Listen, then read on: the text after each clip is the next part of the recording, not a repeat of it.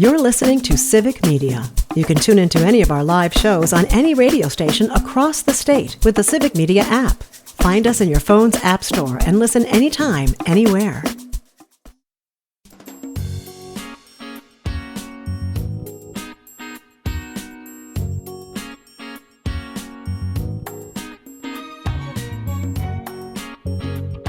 Live across Wisconsin on Civic Media, you're listening to Mornings with Pat Kreitlow, powered by Up North News. Now, from our Lake Wissota studio, here is the founding editor of Up North News, Pat Kreitlow. Well, that's not exactly true. We're not at the Lake Wissota studios today. We weren't there yesterday. We won't be there tomorrow. We're in Madison, Studio A2, along with Parker Olson, producing this fine radio program. And tomorrow we'll be on location in Oshkosh. It's where Brittany Merlot is. But we're not talking to her today. She's not talking to us. She's taken a couple of days after reporting from EAA for a few days, is now just going to take it all in and enjoy it. And we hope she's having a great time at the campground and seeing all the sights. And we look forward to hearing all about it come Monday. But coming up this hour, we are going to be talking about cryptocurrency from a state perspective, because around the state, you're starting to see ATMs go up that are also crypto friendly, I guess we could call it, where you could somehow, put money toward whether it's Bitcoin or one of these other cryptocurrencies, to which I add parenthetically, whatever the heck they are, because I am not convinced that this isn't just something on par with, the Dutch tulip bulbs of the 1600s or any other commodity. And that's the other question. Is crypto a commodity like wheat and corn and gold? Or is it a security? Is it more like a stock and you can lose your investment in it? These are all questions that are still up in the air. But at least one thing a couple of legislators want to do is make sure that if some of these folks want to put ATMs up in Wisconsin that say you're putting your money toward crypto, that it's not a scam. And so we will hear directly from State Senator Kelda Roys and State Representative Ryan Spouty later this hour about crypto and what kind of guardrails state government can put on it. We'll talk to Camden Hargrove of the Wisconsin Public Education Network live from Green Bay. He's there for the Wisconsin Public Education Network annual Summer Summit, the get-together of educators and their allies. Todd Alba is up there as well and will be doing his show live from Green Bay Preble High School coming up this afternoon. Chris Hambuck-Boyle, friend of the show, must also be there as well, because she texted us a photo of Lambeau Field where they had their welcome reception last evening. The note from Chris says, "We welcomed public education champions from across the state to kick off our 11th annual Summer Summit. Each year, the welcome reception shows off some local flair. How could we not?" Well, if you're doing local flair in Green Bay, that would be Lambeau Field. And Chris has sent to us, Parker, a very lovely picture from, if you may not have ever been to, basically it's like a little conference center inside of Lambeau Field. And there's an area there where you look out over the field from way up high. It's pretty cool. This is one of the most beautiful pictures I think I've ever seen of Lambeau Field. I would take it. So, gorgeous. Yeah. So hopefully everybody's having happiest place on earth. A good time there at Preble High School after that nice reception yesterday. We will also be checking in with Chad Holmes from 98.9 WXCO in Wausau, our civic media station up there. That's in our next hour, as well as Joe Zepecki. We'll be talking about a Democratic state senator who's circulating a petition saying that the Democratic gubernatorial nominee next year, whether it's Tony Evers or somebody else, needs to commit to a series of promises, kind of on par with the contract on America that, Newt Gingrich had back in the day, but this one more productive. This one actually, for the middle class. This one, something that's actually attainable. But is it too much to ask for? Are some of these things painting potential candidates into a corner? We'll talk to Joe a little bit about that. We'll talk to Sean O'Malley about your money in the markets. All that yet ahead here on these mornings, powered by Up North News on the Civic Media Radio Network. Let's check over on the mailbag here, because I'm sure that Rob from Tigerton has checked in as well. Sure enough, on YouTube, he writes, "Good morning from Tigerton. It's cloudy and 70 degrees. Tigerton picked up 1.1 inches of rain from yesterday's storm. There was tree damage. There were power lines down in the Rosholt and Iola areas. I also saw some photos of damage north of Bloomer in Chippewa County. Rob goes on to tell us there was a funnel cloud along Highway 45 south of Clintonville, a tornado in the Gillette area in Oconto County, and with it being so humid yesterday, it had that feel like it was going to storm. He said coming home from Shawano, the sky to the west was very dark from the tornado warning out in Marathon County. He writes, I think the meteorologists in the Wausau and Green Bay markets did an excellent job with their tornado and severe weather coverage, an excellent job of keeping people up to date. And we are always extremely thankful for the meteorologists who, are working their hearts out in severe weather. Now, to an earlier subject, and that was about concert T-shirts. Tony writes on YouTube, I have heard that you shouldn't wear a band's shirt at their concert. He says, I was told that as I was wearing a band's shirt while at the concert. So there, we got one other person who claims that that's a thing. I don't know if this is a really thing or if just people think it's a thing, and so they parrot it. I just need to hear the reasoning for it, because I don't see a reason not to. No, I like your Packer analogy. Yeah. Who wouldn't wear a Packer jersey to the game? Let's see. Tony also chimed in on the Sgt. Pepper's Lonely Hearts Club Band movie, not the album, the movie in the mid-'70s. And you said maybe you just need to watch a good, bad movie. And Tony said, I tried watching it a week or two ago, and I just hated it. This is not a good, bad movie, he writes. Just bad. That's bad. All right. So, yeah. Well, thank you for saving me an hour and a half, 2 hours, whatever. Yeah, exactly. I'm just about finished here with my Quick Trip coffee over here, my Cafe Caruba, which I never have. It's only when I'm on the road because, I mean, this thing is basically, it's a big old cup of sugar, some water. You're over there drinking water. So healthy. Oh, yeah. Out of your nothing but water here. And you know what? It is so hot. I am flying through this water bottle today. Well, good. You're properly hydrated. Yeah. We preach that all the time here. That's great. But it does get me to wondering because I've seen the coffee maker in my hotel room. Yeah. Don't trust it. No. Is it scary looking? Well, it has a look at 4 a.m. when you're making it, and if something goes wrong, I mean, what are you going to do? It's 4 a.m. You're stuck, and you got this mess to clean up or whatever. Yeah. So then there's the lobby coffee. And again, this is pretty much any hotel. And, most of the time that tastes rather burnt or whatever. There's gas station coffee of varying degrees. And so that's the question that I wanted to ask folks is either hotels or gas stations or both, something else like that. When you're on the road, is there a place that was surprisingly good in the coffee department? You were at, maybe you like staying at Holiday Inn Expresses, and you happen to think that coffee is particularly good or bad. I want to hear about both. I want to hear the bad. And the same goes for the gas station stuff, and not just Quick Trip, but other chains out there. Is there anything that is particularly good, bad, noteworthy, funny? Because sometimes I imagine that, sometimes at these places you have very young employees. I imagine one Parker Olson who is not a coffee drinker. And if you're not trained properly, you're like, how many scoops of coffee are you supposed to put in this thing?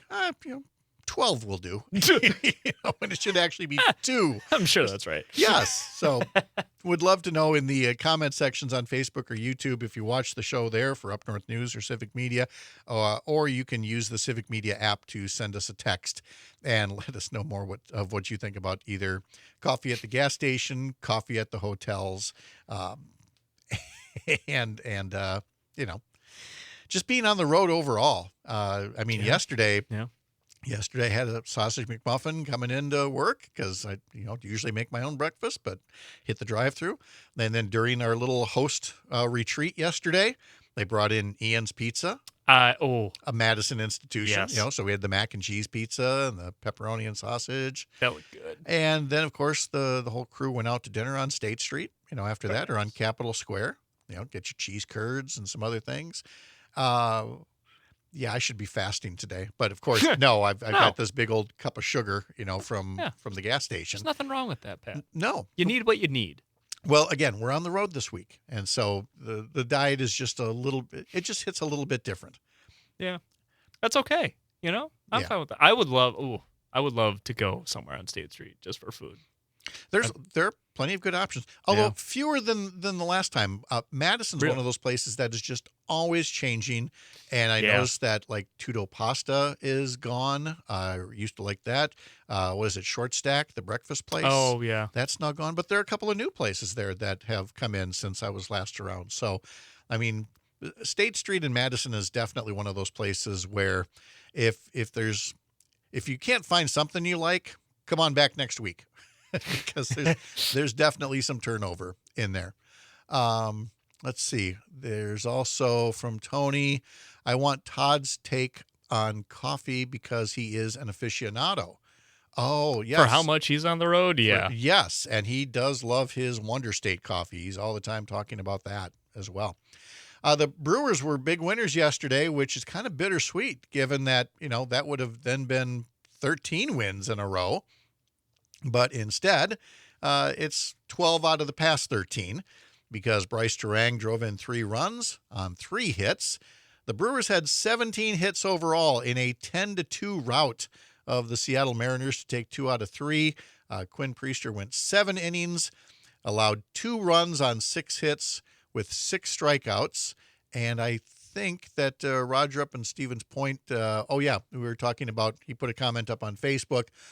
In Quinn Priester's last 11 starts, he has won 8 decisions, an ERA of 2.42, let's see, and 61 strikeouts compared to 12 walks. Those are some pretty good numbers there. Thank you, Roger. Very good. My goodness. Yeah. But we've been talking about how the Brewers are doing all this with names that are not household, shall we say? No. Those of us who like to follow the team are still learning who some of these guys are. You do get a name like once every 2 weeks or so that you go, what? Who? Isaac Collins? And yet, they're getting it done. They are off today. The Brewers will head home to take on the Miami Marlins. Attaboy. Pat. Coverage begins. It's an afternoon game tomorrow on a Friday. Kind of rare here. So coverage begins the pregame at 2:35. On stations in Oshkosh, Racine, Kenosha, Richland Center, Park Falls, and, of course, Hayward. And tomorrow, even though the show is on the road, we will still do Free Ticket Friday, where you can win 4 tickets. And I'm going to tell you right now, we already know which game it is. And I'm telling you this just to get you excited for it. It's the Brewers-Cubs series. And tomorrow on Free Ticket Friday, we're giving out 4 tickets to see the Brewers-Cubs game Wednesday afternoon. Daytime baseball against the Cubs at American Family Field. You're going to want to get the Civic Media app if you haven't already. Get that downloaded where you pull up a station, you text us the keyword. I'm not giving you the keyword now. That's the whole purpose of Free Ticket Friday. Yeah. Got to listen. Tomorrow, we'll give you the keyword, and then throughout the course of the show, you text us that word, and then on some of the other shows, all of the other shows, you'll get an opportunity to text in a keyword as well. And in that entire statewide drawing, somebody's going to get pulled and win 4 tickets to next Wednesday afternoon's Brewers-Cubs game. It could be you. So if you can get some tickets sent to you over your phone and use them, then keep that in mind for tomorrow for Free Ticket Friday. A local update is next for some of you, and for others, we'll be back in 15 minutes and talking about cryptocurrency with 2 legislators. Live on the Civic Media Radio Network, I'm Pat Kreitlow.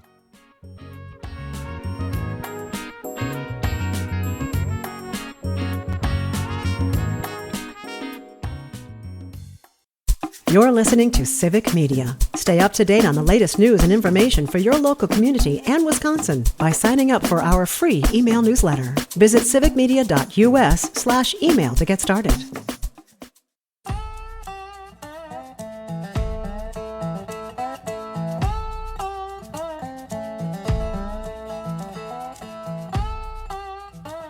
$7:22 the time now. I'm Pat Kreitlow. We are here in Madison, Studio A2 at the top of State Street, right off the Capitol Square here in the capital city for a little Civic Media gathering, and then tomorrow on the road again. We'll be reporting from Oshkosh before we head back up north. But let's talk a little bit about one of the legislators from up north, State Senator Jeff Smith of Eau Claire. He was on recently and has a column, an opinion column in the Cap Times newspaper talking about how supporting our veterans shouldn't just be a talking point. And we are talking about the zeroing out of help for homeless veterans. And he speaks specifically of Klein Hall in Chippewa Falls, which since 2007 has been a safe haven for homeless veterans, where those who served our country have a chance to rebuild their lives with dignity and purpose. Senator Smith writes it offers more than just shelter. It promotes the tools that veterans need to get back on their feet, like job training, counseling, and stability. But at the moment, Smith writes, several dozen veterans currently living at Klein Hall could be out on the street by September 30th. Each of them wore the uniform, they served with honor, and trusted that we'd keep up our end of the deal if they needed help when they got back home. To that end, Governor Evers asked for nearly $2 million in his budget proposal to keep Klein Hall and the Green Bay Veterans Facility open. That funding was stripped out of the Joint Finance Committee, controlled by Republicans, so Smith mentions offering an amendment to restore it on the Senate floor, but it was voted down. All but one Republican state senator voted against the amendment. So now Smith is co-authoring a standalone bill to fund the program and keep the facilities open. He says this is not a time for finger pointing now. We've got to get the job done. He says if Republicans don't want to sign on to the bill that I introduced, then so be it. But don't stand by and do nothing while these brave veterans are asked to relocate to Union Grove on the other side of the state. He says supporting our veterans shouldn't be a talking point. It should be a promise we honor. Let's show the people of Wisconsin what it really means to put our money where our mouth is when it comes to supporting those that we have served. Again, that's State Senator Jeff Smith from Eau Claire County, the Senate Democratic Assistant Leader, talking about Republicans zeroing out funding for homeless veterans. In a somewhat similar vein, Governor Evers is knocking the Trump administration for cuts to the U.S. Forest Service, saying that those cuts are going to be devastating for states like Wisconsin. Evers wrote a letter Monday to the U.S. Department of Agriculture Secretary Brooke Rollins and said the state was going to expect less funding from the urban and community forestry grant programs, presumably to cover the cost of terminating some dedicated federal workers. Evers writes it is untenable to expect Wisconsinites to take on the additional workload caused by cuts to the federal workforce, while also gutting the investments necessary to support that effort. Using the very funds that are being eliminated to compensate for the workforce reduction undermines the trust and commitment that this important work requires. And Evers goes on to say much more, but the folks at Wisp Politics report that there is a state senator from the Rice Lake area, Romaine Quinn, Republican chair of the Committee on Insurance, Housing, Rural Affairs, and Forestry. Romaine Quinn said that the reductions, quote, don't warrant the hysteria being drummed up by Governor Evers and opponents of President Trump. God forbid somebody tries to trim a little spending from the federal government that is incapable of living within its means, Quinn said. And there, once again, we get at the crux of the differences between the parties and those who are focused on service and then finding ways to fund that service, and those who are simply looking for ways to save a buck for the purposes of saving a buck, but not really for the purposes of saving a buck, because that buck that's not going to be used for the Forest Service is going to go to tax cuts for the very wealthy, where we hope that they just trickle down. It seems like the chair of a legislative committee committed to forestry should perhaps maybe defend Wisconsin's forests in a ways that isn't just reliant upon, well, my party wants budget cuts, and so who cares what the consequences are. If you've got a better plan, happy to hear it, but it sounds like the plan is simply do less. and let's get those tax dollars over to the rich, and maybe they'll build us a new forest if they can be bothered not to invest in another yacht instead or something like that. So in much the same way, the last hour we talked about there's a difference between the parties. There's one that wants to Democrats want to make it just a little bit harder for state legislators to use your tax dollars to use outside counsel to represent them when they're doing things like, trying to gerrymander maps. And another party, the Republicans, well, their latest bill they've introduced would be to increase the penalties for vandalism and graffiti on statues and monuments. Again, it's feel-good legislation, but it doesn't do anything to stop the abuse of, things like gerrymandered maps and racking up big legal bills to defend the gerrymandered maps and the lame duck laws and the other things that one political party has been doing recklessly in this state for a number of years. I'd much rather side with the people that are looking out for our homeless veterans, not forgetting to fund them, making sure that our forests are healthy and sustainable and economically productive. And also, instead of the party whose president has now made over $1 billion off cryptocurrency in one of the great corruption scandals of our lifetime that is going unreported, I'd rather go with the folks that are trying to make sure that cryptocurrency isn't something that can scam us, even at a place like an ATM when we go to the gas station. And we're going to talk about that with two state legislators coming up right after the Midwest Farm Report. Live from Madison today, I'm Pat Kreitlow. This is the Civic Media Radio Network.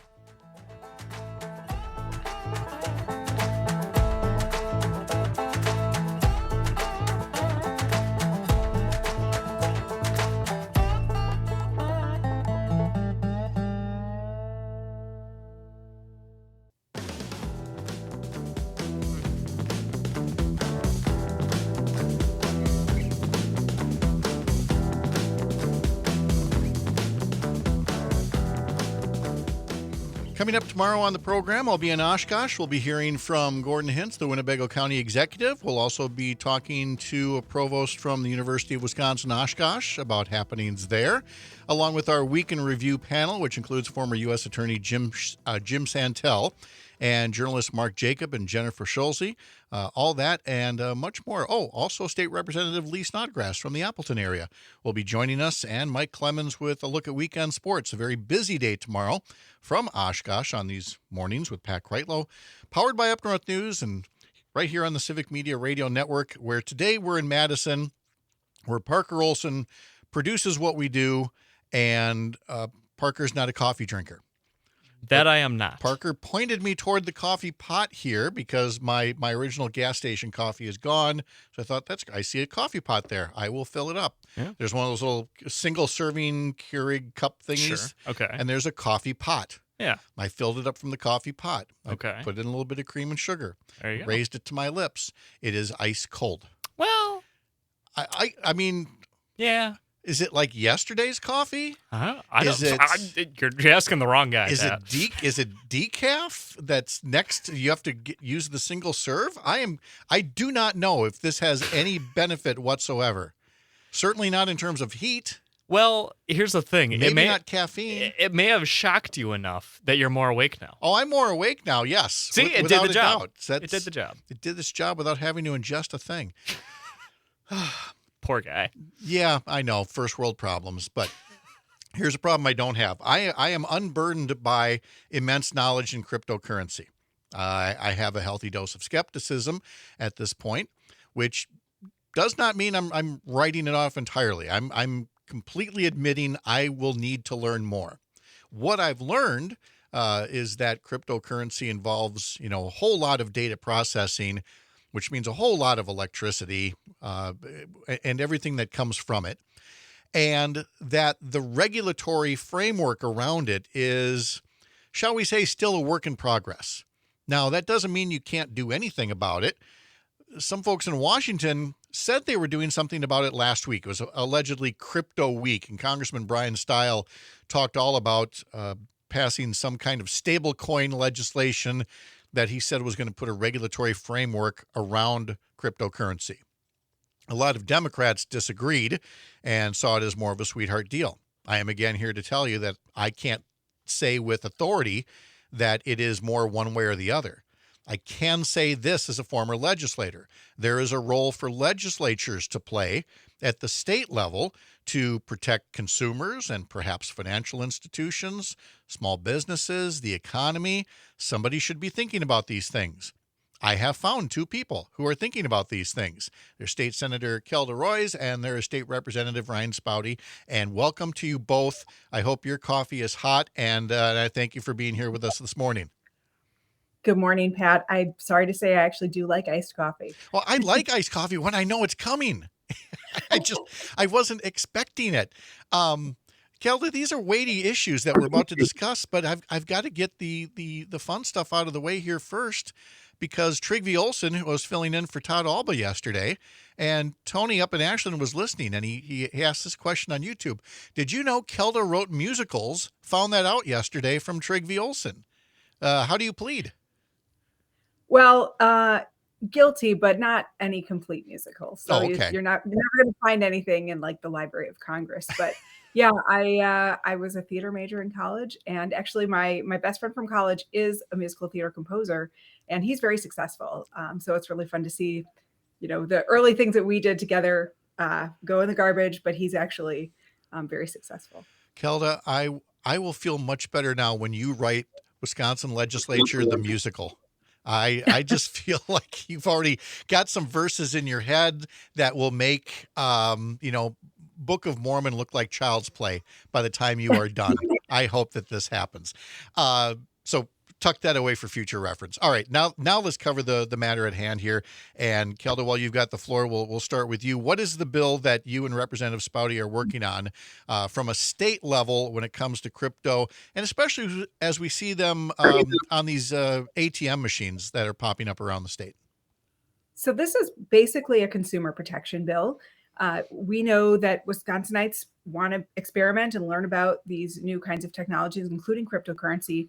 But unfortunately, what's happening right now with these crypto kiosks being totally unregulated is that people are being scammed and they're being used to facilitate criminal activity. So massive fraud.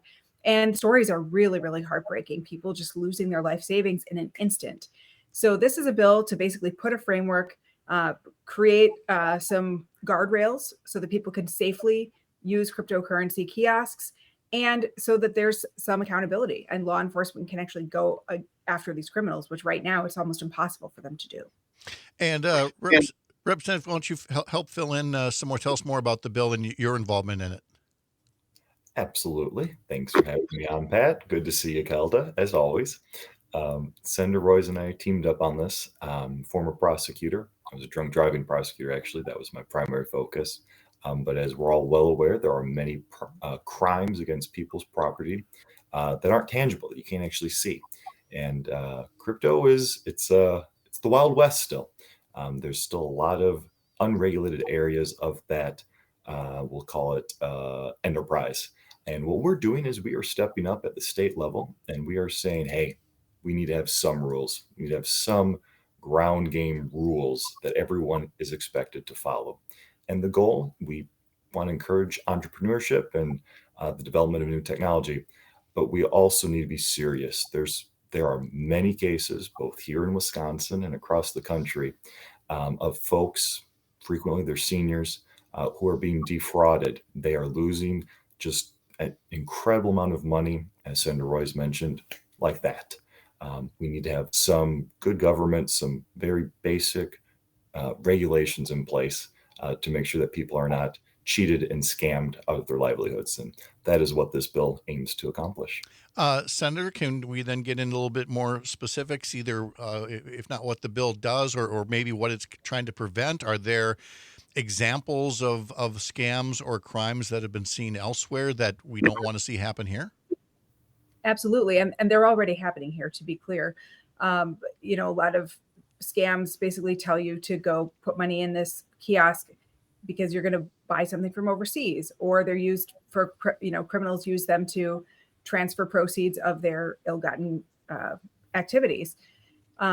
We've also seen a startling rise in the number of love bombing, sort of catfishing schemes, where really targeting people who are isolated and feeling sad and lonely, and they meet somebody on the internet who tells them that they love them and kind of carpet bombs them with affection, and then has a need for money for some family member's surgery or something like that. And before the person realizes it's a scam, their money is gone.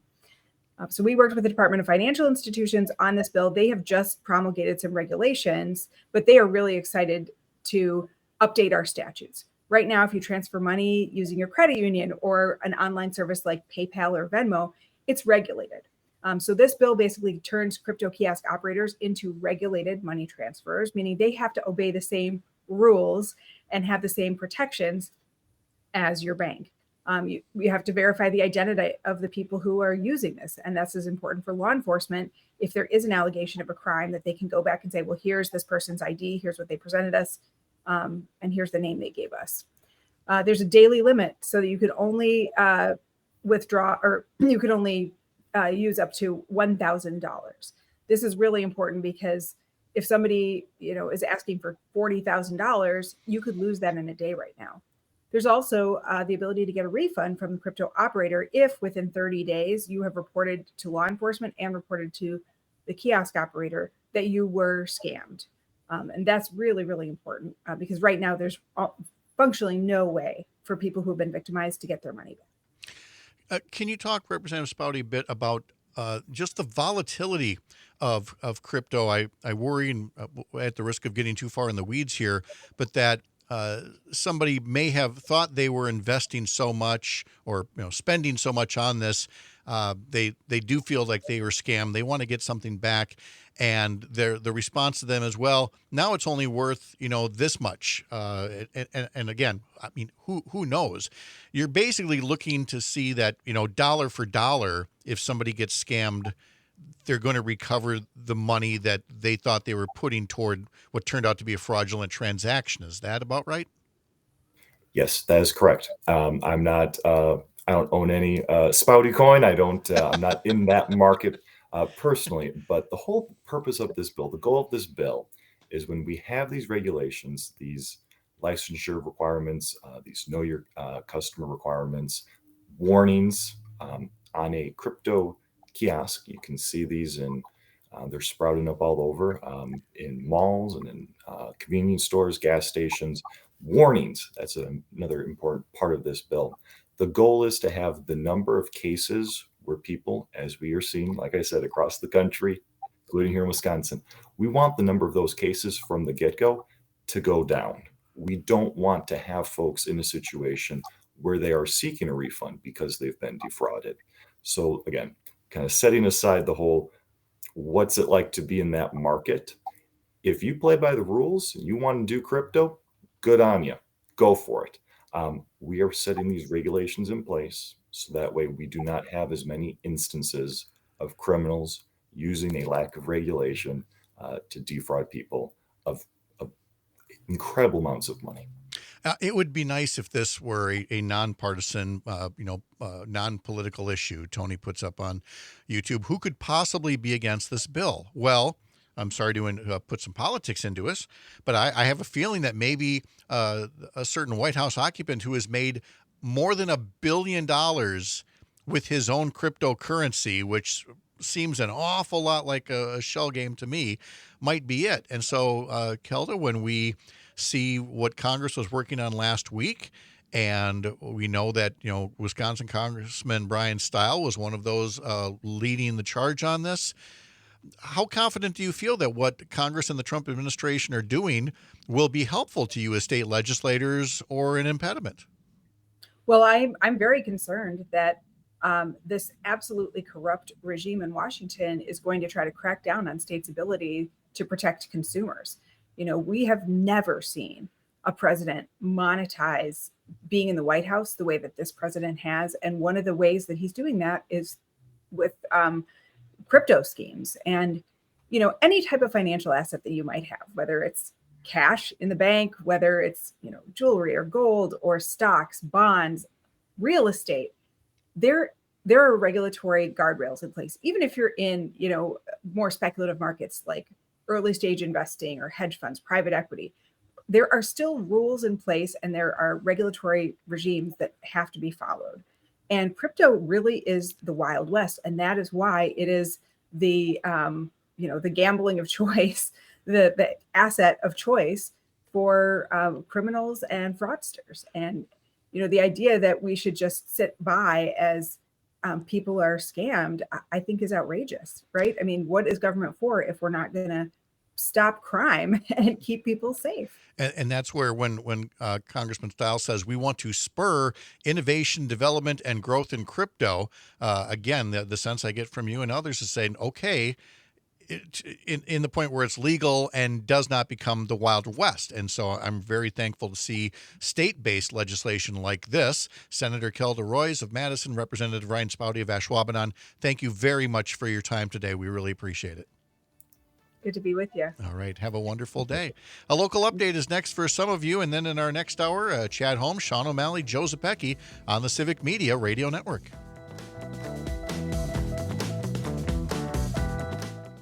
You're listening to Civic Media.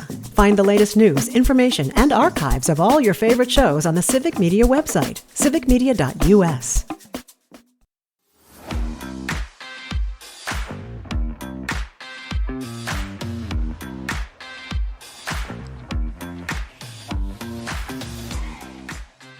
Remember, you can sign up for our Up North News newsletters, our one on the weekdays, our Sunday morning one with a focus on Wisconsin politics, upnorthnewswi.com. Click subscribe up in the top banner. Our Sunday morning one includes a question of the week with a candidate for governor for next year already running ads. What does that do? Are you impressed by that?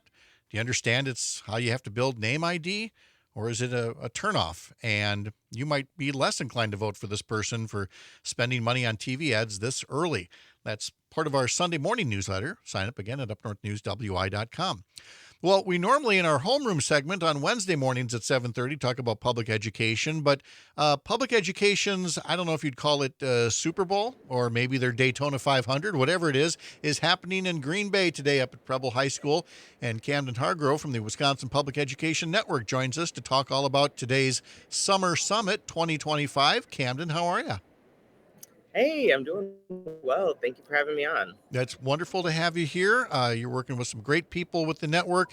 Todd Alba being one of them. He'll be doing his radio show live from the Summer Summit coming up this afternoon from 2 until 4. But let's start with the general overview. This is the 11th annual Summer Summit. But let's describe to folks more or less what the Summer Summit is that you hold and what you're holding there in Green Bay today. Yeah, well, like you said, it's the 11th annual Summer Summit. So this is starting to become a great tradition that we have. And we're at Preble High School today. And we are coming together to talk about where we are, the state of education right now, and where we are post state budget, where they absolutely took away the needs that children have, right? They did not give nearly enough money to help special education. They are only planning to fund 45 and 47%, and that is just not acceptable, especially when they're willing to give $30 million to vouchers. We know that our kids are the most important thing. And so we're here to come together, realize that we do have each other and that there is strength in all of us being here together and learning, as well as then being able to teach people and grow and have workshops and sessions where people can learn about how to fight back against these vouchers, where people can learn about referendums and what goes into them, where we can talk about how to be allies to LGBTQ youth. And really just grow together. And the theme is building community through thriving public schools. It is definitely something we've talked about with network folks before, just talking about the deep connection between public schools and their communities, and that when public schools are harmed, the community is harmed overall. So I'm sure more people will be talking today about drawing that line between public schools and the health of our communities. Yeah, and we're gonna have over 100 people here today to listen to that message and bring that back to their communities. And so this isn't just going to help and impact the Green Bay School District. We have people from all around the state coming, and when we learn from each other, we can grow and build our communities, and that's what is necessary right now. We are going to be the people that do the work. No one is going to come to save us. No one is going to come to bail us out of this. It is our job. We are here. We have to do the work. So that is why we're coming together. That is why we're uniting the community, and we're learning, we're growing, we're teaching, and we're working together. There are several breakout sessions. There is, as always, a School Finance 101 to explain the state's convoluted school funding process. There is community engagement for public schools through referendum efforts. That will include Lori Blakesley, who's been on the show before from the Green Bay Area Public Schools, Colleen Nowak from De Pere, Emily Pritzkow from the Wisconsin Building Trades Council, somebody that we've talked to before. There will also be sessions on supporting new teachers, transformational community schools that give success to all. There's also a wellness workshop for organizers, building resiliency, because let's face it, being an advocate for public schools is it's a draining gig these days. It's full time. You got to learn to take care of yourself along the way.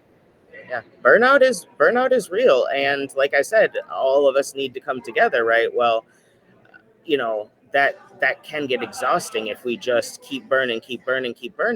And so it's important to learn how to have self-care, how to find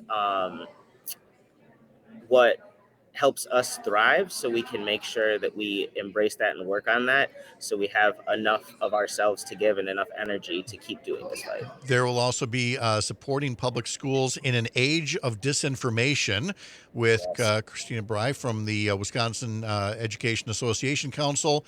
There will be a session called Getting Ready to Run.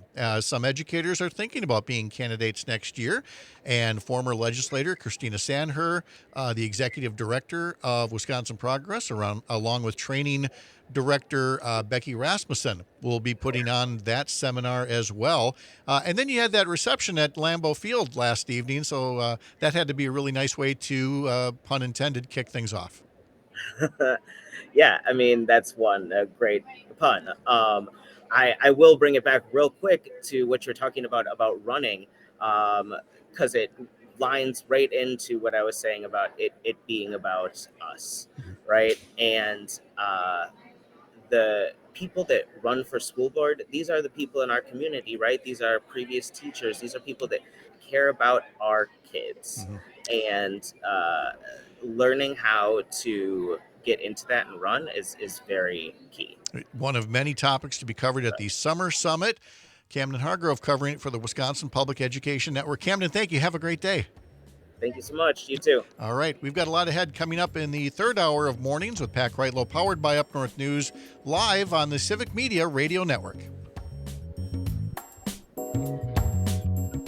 The national news cycle never stops, but it can be hard to find news about your local community. Civic Media is dedicated to providing quality local and state news coverage across Wisconsin. With the Civic Media app, you can get notifications about local stories that matter to you and your community. Find the free Civic Media app in your phone's app store and choose notifications from the menu to tell us what kind of news you want to hear about.